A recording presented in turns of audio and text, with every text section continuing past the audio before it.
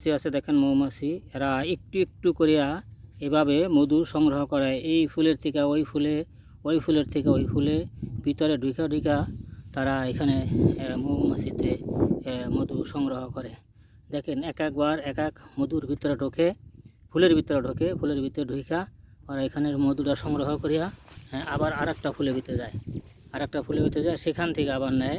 মানে যেখানে যেখানে একটু একটু করিয়া মধু সংগ্রহ করে ফুলের ভিতরে ঢুকা ঢুকা, তাদের চিন্তা এটাই, সারাদিন ওদের এই কাজ, ওরা এই কাজ, এই মধু সংগ্রহ করে এবং ফুলের ভিতরে ঢুকা নিয়ে সে বাসায় বাঁধে, বাসায় নিয়ে তারা মধু জমা রাখে।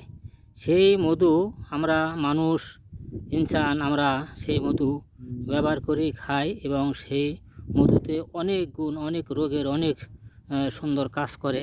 তাই আজ আপনাদেরকে এই মৌমাছি যে মধু সংগ্রহ করে তাই আপনাদেরকে দেখাইলাম। দেখেন এই ফুলের ভিতরে ঢুকে গেছে, এখন দেখাইতে পারছি, এটা ঢুকে গেছে, এখন বাইরে হবে, এখান এটা ভিতর থেকে বাইরে হবো। দেখেন বাইরের ভিতরে আছে এরকম, ওরা পুরা এই ক্ষেতের ভিতরে আর ঘুরা ঘুরা অনেক অনেক মৌমাছি আছে, তারা ঘুরা ঘুরা এইভাবে মধু সংগ্রহ করে, সেই মধু নিয়ে বাসায় রাখে।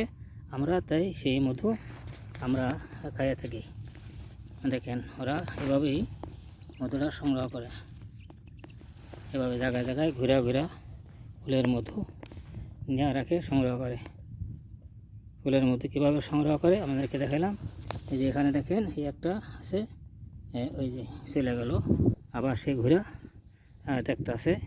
এই এক একটা গাছে যায় তারা এই অনেক মৌমাছি, অনেক অনেক অনেক মৌমাছি, তারা উইরা উইরা ঘুরা ঘুরা ফুলে ঢুকা মধু সংগ্রহ করিয়া বাসায় নিয়ে রাখে জমা করিয়া। তাই আমরা এই মধু ওইখান থেকে আর বাসার থেকে নিয়ে আসি, এত কষ্ট করে মধু নিয়ে রাখে ওরা একটু একটু করে, আর আমরা সেই মধুরে একবারে চাকু দিয়া ছুরি দিয়া কাইটা আনি সংগ্রহ করে মুখে দিয়ে খেয়ে পালাই। দেখেন আর ওদের কত কষ্ট করতে হয়। তাই আজ এই পর্যন্ত আপনাদেরকে দেখাইলাম, অন্যদিন অন্য কিছু নিয়ে আসবে। আজ এই পর্যন্তই।